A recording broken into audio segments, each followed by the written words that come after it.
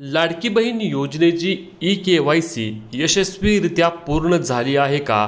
हे कसे आम्हाला समजणार असा देखील प्रश्न अनेक लाडक्या बहिणी करत आहेत. कारण लाडकी बहीण योजनेअंतर्गत ई-के-वाय-सी प्रक्रिया सुरू आहे, परंतु यामध्ये आपण पाहिलं की काही प्रमाणामध्ये फेक वेबसाईट देखील सुरू झाल्या आहेत आणि ज्यामुळे आपण चुकीच्या पद्धतीने ई-के-वाय-सी तर केली नाही ना, असा देखील प्रश्न लाडक्या बहिणींना पडत आहे. तर याबाबतची सविस्तर माहिती आणि कसे पाहायचे की तुम्हाला योजनेमध्ये तुमची ई-के-वाय-सी यशस्वी पूर्ण झाली आहे का आणि योजनेचे तुमचे पुढचे पैसे मिळणार का, तर ही सविस्तर माहिती आपण आजच्या व्हिडिओच्या माध्यमातून घेणार आहोत. त्यामुळे व्हिडिओ शेवटपर्यंत पाहायचा आहे आणि चॅनलवर नवीन असल्यास आपल्या हक्काच्या चॅनलला सबस्क्राईब करायला, तुम्ही जर फेसबुकवर पाहत असलात तर आपल्या पेजला फॉलो करायला विसरू नका, जेणेकरून तुम्हाला या सर्व अपडेट सर्वात आधी आणि सर्वात यशस्वीपणे मिळणार आहे. तर मित्रांनो, लक्षात घ्या, ज्यावेळी आपण लाडकी बहीण योजनेची ई-के-वाय-सी प्रक्रिया पूर्ण करताना येतोय त्यावेळी आपल्याला आधार नंबर टाकावा लागतोय. त्यानंतर OTP आपला घेतला जात आहे. OTP घेतल्यानंतर जी महिला असणार आहे त्या महिलाच्या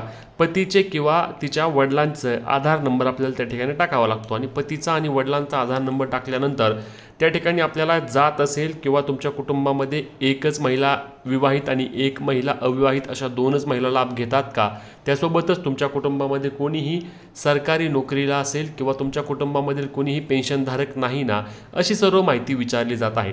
आता कुटुंबाची व्याख्या नक्की काय आहे हे लक्षात घ्या. सर्वात महत्त्वाचं म्हणजे कुटुंबाची व्याख्या म्हणजे तुम्ही एकत्र राहताय का नाही हे बघत नाहीत, तर तुमचे रेशनिंग कार्ड एक आहे का, आणि तुमचे रेशनिंग कार्ड एक असेल तर मग तुमचं कुटुंब एक पकडलं जातं. त्याच्यामुळे तुमच्या रेशनिंग कार्डमध्ये जरी कुणीही लाभ घेत असेल किंवा जे पेन्शन घेत असेल किंवा तुमच्या रेशनिंग कार्डमधील कोणीही सरकारी नोकरीला असेल तरी देखील तुम्हाला लाडकी बहीण योजनेअंतर्गत यापुढे पात्र धरले जाणार नाही आणि त्याच्यामुळेच तुम्हाला सर्वात महत्त्वाच्या बाबी या तपासाव्या लागणार आहेत.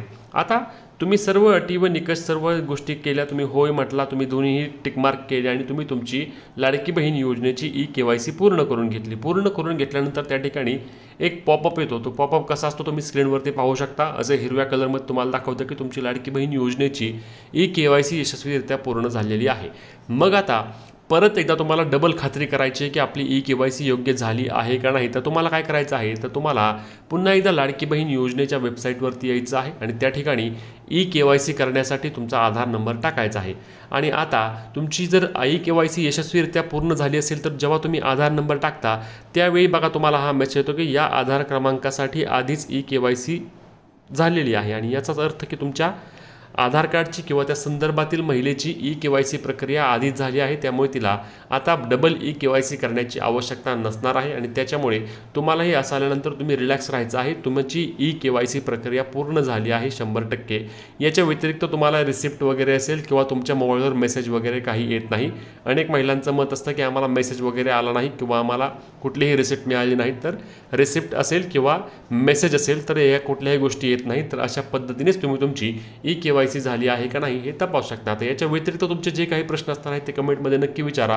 ही महत्त्वाची व्हिडिओ जास्तीत जास्त शेअर करायला, फॉलो करायला आणि सबस्क्राईब करायला विसरू नका. जय महाराष्ट्र.